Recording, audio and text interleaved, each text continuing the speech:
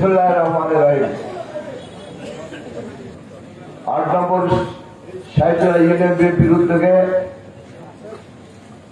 আজকের এই জনসভার সম্মানিত সভাপতি বন্ধুবর মোর্শেদুর রহমান,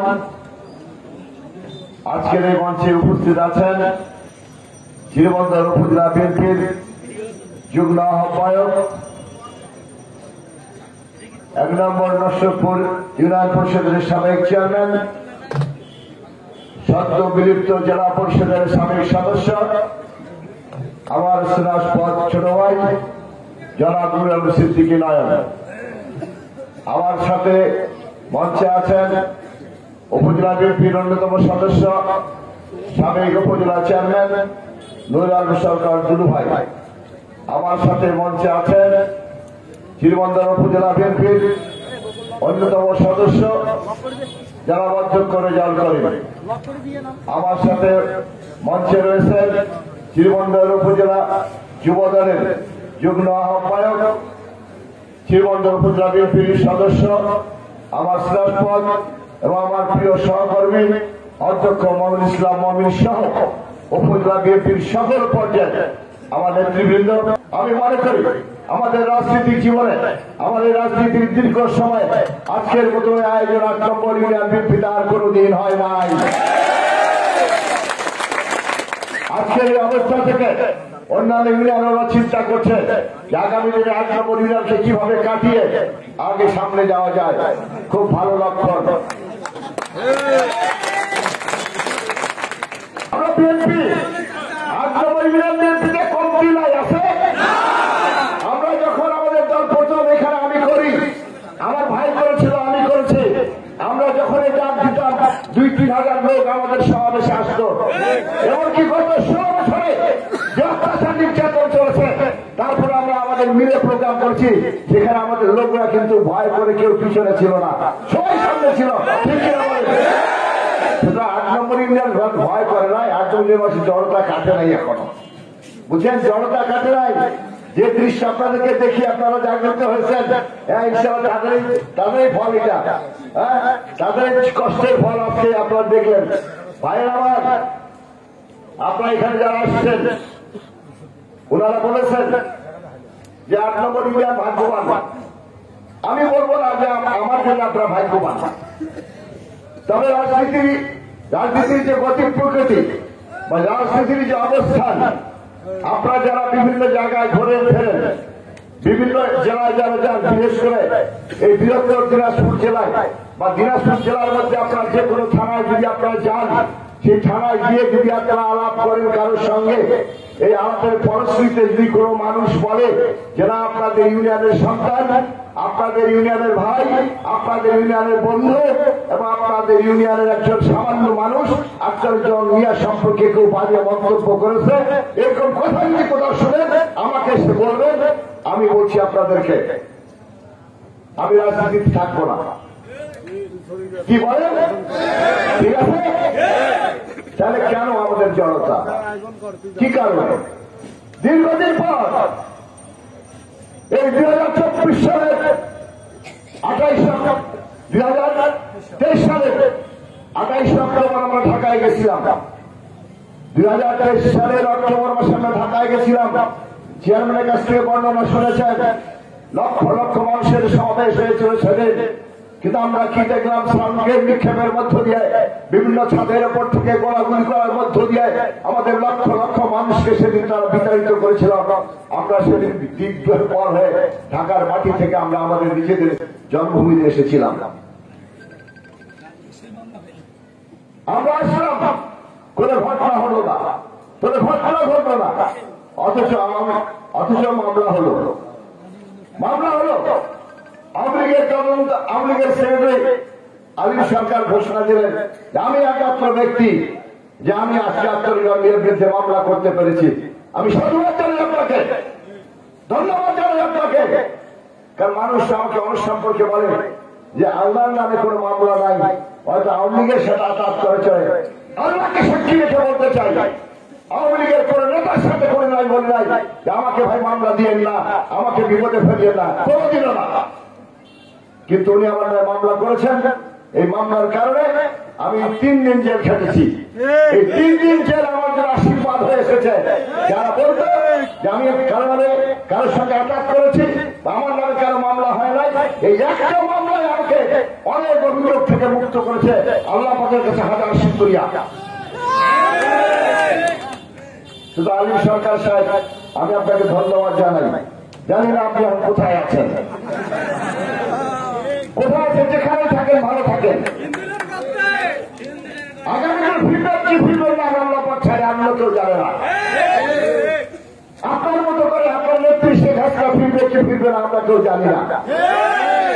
অনেকেই ভাবছি আবার ফিরে আসবো।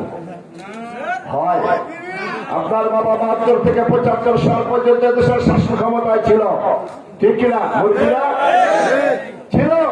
আমরা কি দেখেছিলাম সেদিন? আওয়ামী লীগের ইতিহাস, খুনের ইতিহাস, আওয়ামী লীগের ইতিহাস, ধর্ষণের ইতিহাস, আওয়ামী লীগের ইতিহাস, লুটপাটের ইতিহাস। আমেরিকার পররাষ্ট্রমন্ত্রী কিসিঞ্জার বলছিলেন বাংলাদেশ একটি তলাবিহীন ঝুড়ি, ঠিক কিনা বলেন? কথা বলেন, পিছনে যারা আছে বলেন।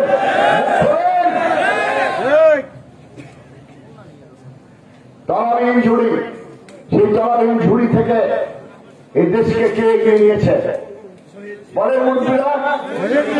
একজন বলেন শহীদ জিয়াউর রহমান। তিনি তলাবিহীন ঝুড়ি থেকে দেশকে রূপান্তরিত করেছিলেন সোনার দেশে।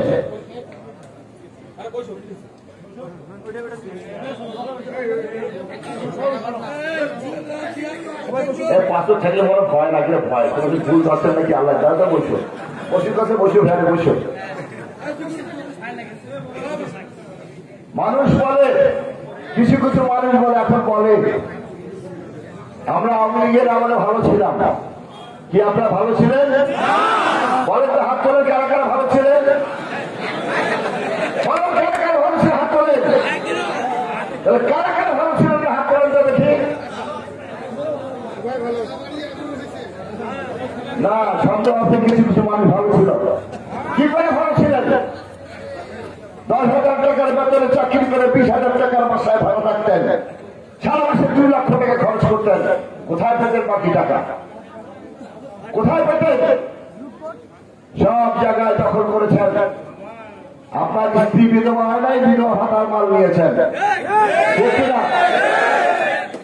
আপনার ভাইয়ের বয়স হয় নাই, বয়স্ক ভাতা নিয়েছেন। আপনার ভাই, আপনার স্ত্রী গর্ভবতী হয় নাই, আপনি পেশির ভাতা নিয়েছেন, ঠিক কিনা? কি ভুল বললাম? এমন কোন জায়গা নাই যেখানে আওয়ামী লীগের লোকরা তাদের ভাগ বসায় নাই। আজকে টিসিবির মাল, আজকে শোন, আজকে টিসিবির মাল, টিসিবি। অনেকে বলে যে বিএনপির চেহারা টিসিবির মাল ধরিয়া গন্ডগোল করছে। আর ভাই, টিসিবির মাল তো পয়সা দিয়ে দিতে হয়। টিসিবির মাল নেওয়ার জন্য আওয়ামী লীগের যে সাধারণ কর্মীরা ছিল তারাও তখন আসছে না, আসে তারাও আসতেছে না। তাহলে মালটা কি হবে? নষ্ট হবে। মালটা কেউ না কেউ নিবে। আমরা দুর্নীতি করতে জানি না, আমাদের নেতা দুর্নীতি করে না, জিয়া রহমান দুর্নীতি করে না। ভাঙা সুটকেস ছেঁড়া গেঞ্জির মানুষ ছিলেন তিনি।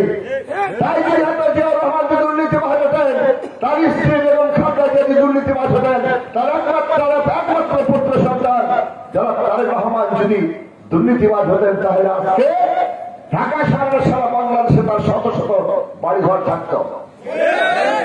বাড়িঘর তার নাই। আমাদেরকে একটা মানুষ যদি দেখাইতে পারে যে ঢাকা শহরে তারেক রহমানের নামে, খালেদা জিয়ার নামে, তার নামে বাড়ি রয়েছে, টাকার কথা দূরে রাখেন। যদি কেউ দেখাইতে পারে যে একটা মিয়ার নামে ঢাকা শহরে কিংবা দিনাজপুর শহরে একটি বাড়ি আছে, রাজনীতি করার প্রশ্নই আসে না। আমরা দুর্নীতি করতে জানি না, আমাদের নেত্রী দুর্নীতি করতে জানে না। এটা তাই, কারণ যখন এই বিপদ এসেছে দেশে, তখন কে রক্ষা করেছে? আল্লাহ রক্ষা করেছে। কার মাধ্যমে? বিএনপির মাধ্যমে। যেভাবে রক্ষা করেছিল 71 সালে 24 মার্চ বেতার কেন্দ্র দখল করে ঘোষণা দিয়েছিল জিয়াউর রহমান। কেন দিয়েছিল সেদিন? কারণ 25 মার্চের কারাগারে শেখ মুজিবুর রহমান পাকিস্তানের কারাগারে চলে গেলেন। আপনি জানেন না? আমার বয়সের যারা তারা সবাই জানেন। দুঃখ কিসের আপনাদের? জিয়া রহমানের মাননীয় একজন মানুষ যিনি বিএনপি গঠন করেছিলেন, যে বিএনপি মরতে জানে, ইজ্জত দিতে জানে না। বিএনপি সেই সংগঠন 16 বছর অত্যাচার করেছেন, নির্যাতন করেছেন। আমাদের প্রিয় নেতা যারা তারেক রহমানের মেরুদণ্ড ভেঙে দিয়ে লন্ডনের মাটিতে পাঠিয়েছেন, সেখান থেকে লন্ডনের মাটি থেকে হুঙ্কার ছেড়েছেন, লন্ডনের মাটি থেকে সেখান থেকে উনি আমাদের গোটা বিএনপিটা সারা জাতিকে দিক নির্দেশনা দিয়েছেন। তাই ফলশ্রুতিতে 2024 সালের 5ই আগস্ট ছাত্র জনতার বিপ্লব হয়েছে। এটা যারা স্বীকার করে না তার মূর্খের সঙ্গে বাস করে তারা। ছাত্র জনতার আন্দোলন আমরা অস্বীকার করি না। ছাত্র জনতার আন্দোলন আমাদের গর্বের বিষয়। আমাদের ছাত্র ভাইরা মৃত্যুবরণ করেছেন, আমাদের ছাত্র জনতা জীবন দিয়েছে, দিয়ে আজকে নতুন করে স্বাধীনতা আমাদের কাছে এনে দিয়েছে। আমরা গর্ব করি, আমরা তো করি তাদের জন্য। আল্লাহ পাক তাদেরকে তাদের কাঙ্ক্ষিত লক্ষ্যে পৌঁছাতে সহযোগিতা করেন ইনশাআল্লাহ। সম্মানিত ভাইরা আমার, 1975 সাল 72 থেকে 75 সাল সারা দেশে যখন লুটপাট চলছিল, ধর্ষণ চলছিল, একজন আর্মি অফিসারের বউকে ধর্ষণ করলো শেখ মুজিবের সন্তানেরা। সারা দেশে নৈরাজ্য সৃষ্টি হলো। তখন কে এগিয়ে আসলো?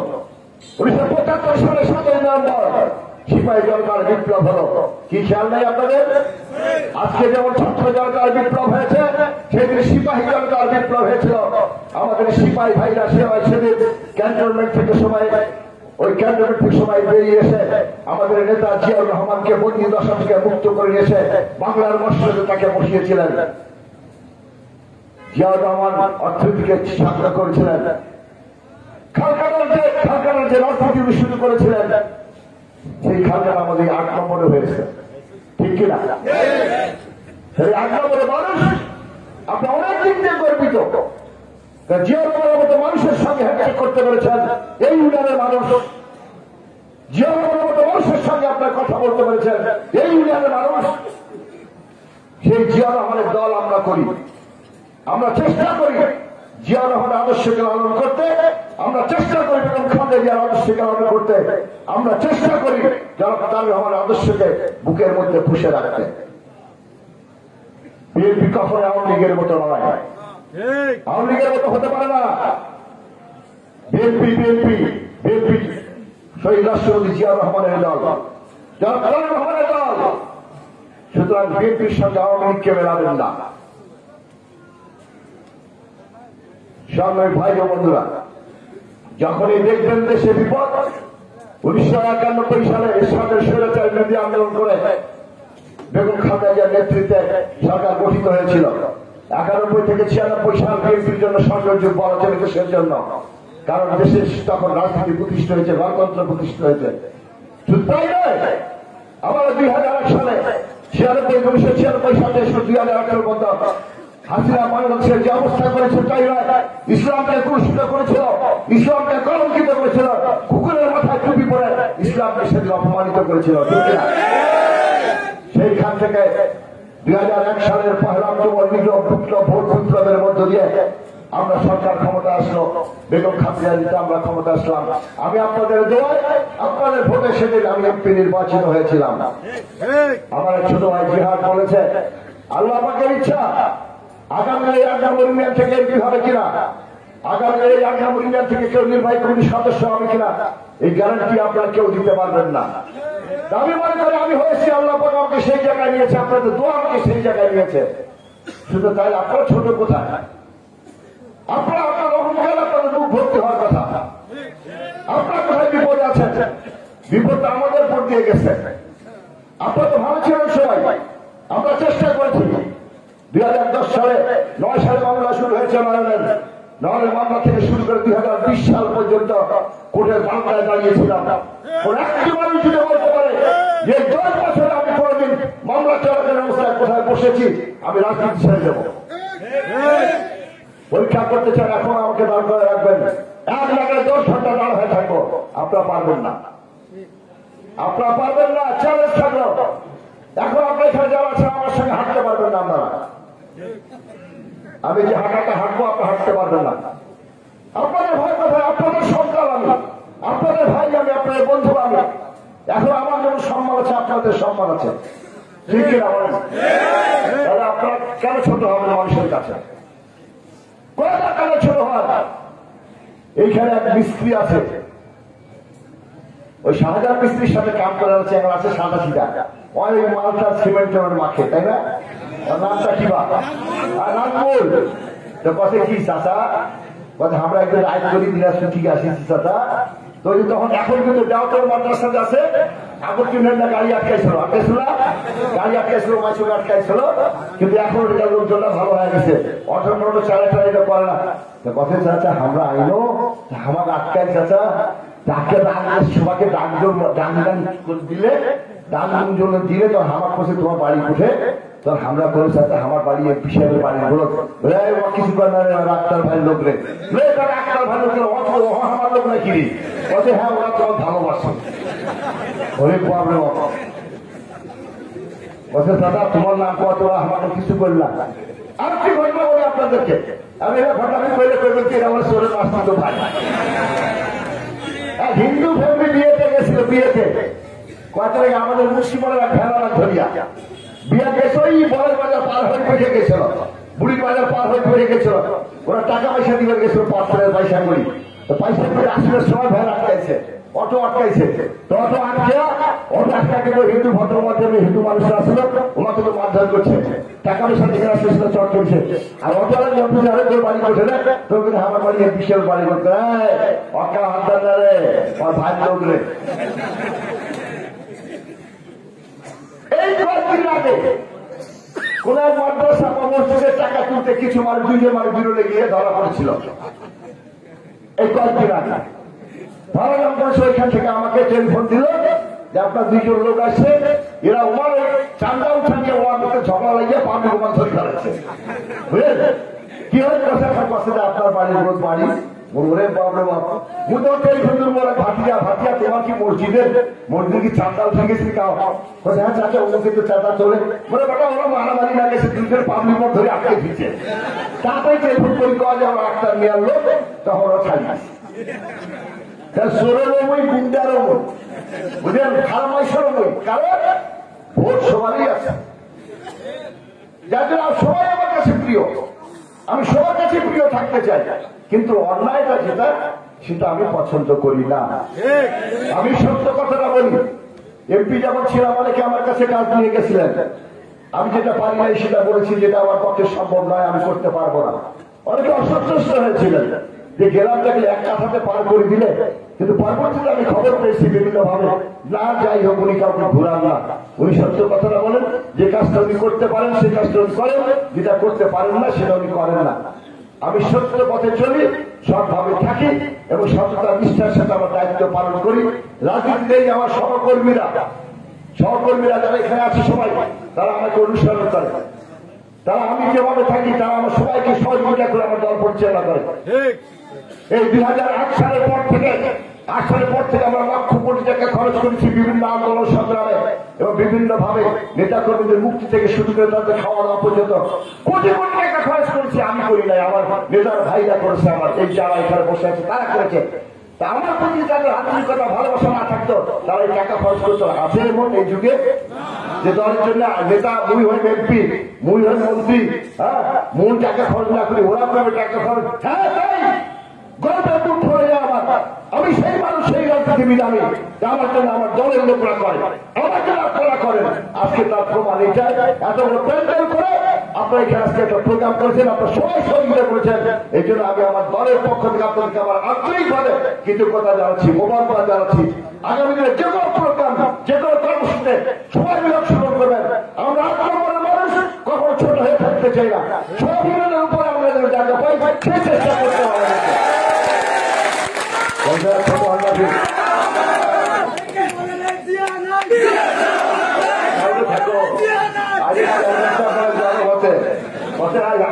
আমার সবার নেতা 8 নম্বরের মধ্যে কাটা কথা অসুবিধা আছে, তোমার যেতে যাবো ওঠা আমরা তোমার কথা কব, অসুবিধা নাই।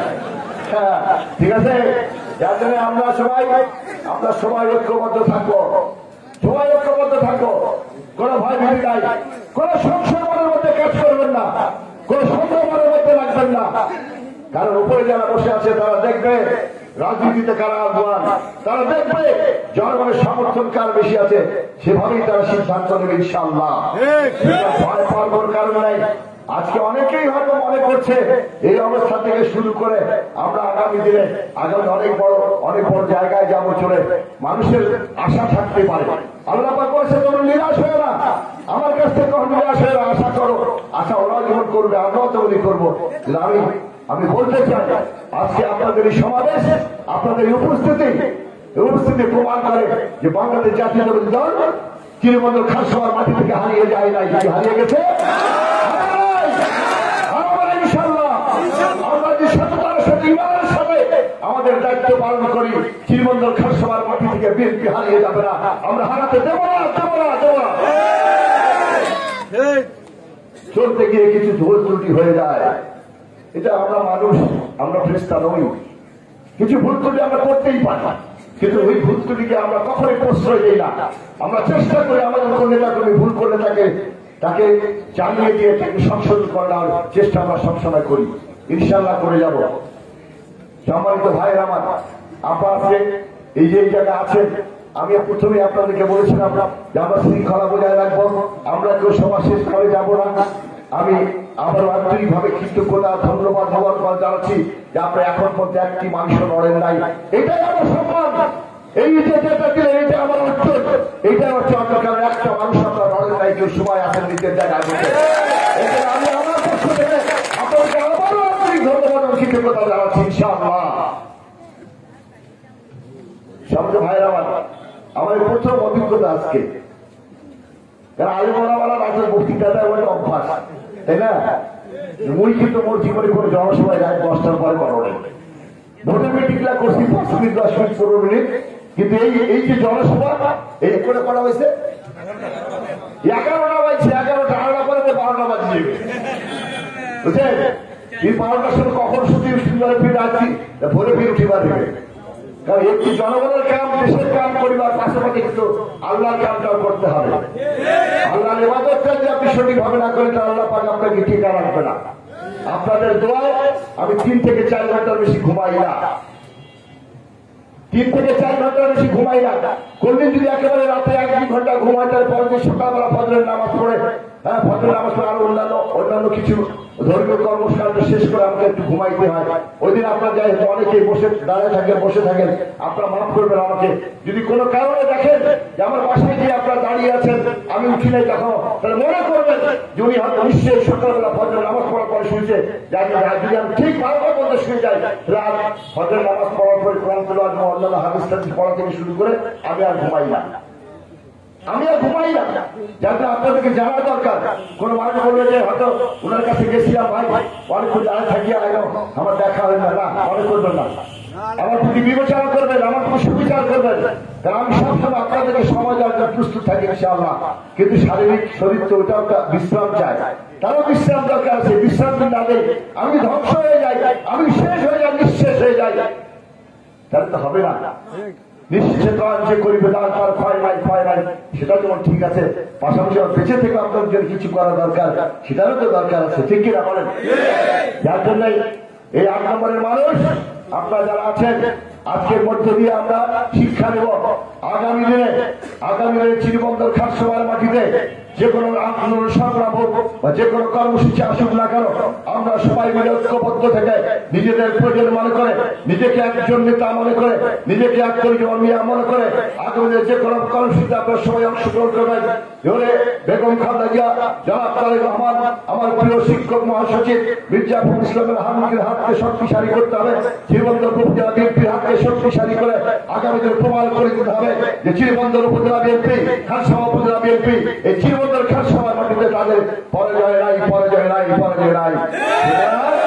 আসলে আমরা সবাই মিলে দোয়া করবো আল্লাহ পাকের কাছে, আল্লাহ আমাদেরকে সুস্থ সহায় রেখে আগামী নির্বাচন যেদিনেই হোক না কেন সেই নির্বাচনের জন্য আমাদের প্রস্তুতি থাকবে। দল উপর থেকে যারা আছেন যে সিদ্ধান্ত নেবে সেই সিদ্ধান্ত আমরা মানবো, এই ব্যাপারে কোনো সন্দেহ নেই। তাই ভাইয়ের আমরা সবাই আছি এবং থাকবো এই প্রত্যাশা ব্যক্ত করে আপনার সবাই ভালো থাকুন, সুস্থ থাকুন। আমাদের অনেক ছিল এই সরকার অনেক এই যে গত সরকার অনেক অন্যায় অত্যাচার দুর্নীতি এগুলা ছিল, এগুলো আপনারা সবাই জানেন মোটামুটি, এগুলা নিয়ে কথা বলছি না। তাই রাত হয়েছে, আপনারা সবাই ভালো থাকুন, সুস্থ থাকুন, পরিবার পরিজনের সুখে সাথে থাকুন। মহান আল্লাহ পাকের দরবারে দোয়া জানিয়ে আমি আর বক্তব্য শেষ করছি। আল্লাহ হাফেজ। বাংলাদেশ জিন্দাবাদ, বাংলাদেশ জাতীয় জিন্দাবাদ, শহীদ জিয়াউল হক, বেগম খালেদা জিয়া জিন্দাবাদ, কারণের প্রতীক রক্ষা যারা কারণ রহমান জিন্দাবাদ, আমার প্রিয় শিক্ষক প্রিয় মহাসচিব মির্জা ফখরুল ইসলাম আলমগীর জিন্দাবাদ, চিরবন্দর উপজেলা বিএনপি জিন্দাবাদ, আটকলের সমিতি জিন্দাবাদ, সকল সহযোগী অপসার জিন্দাবাদ। আসসালামু আলাইকুম।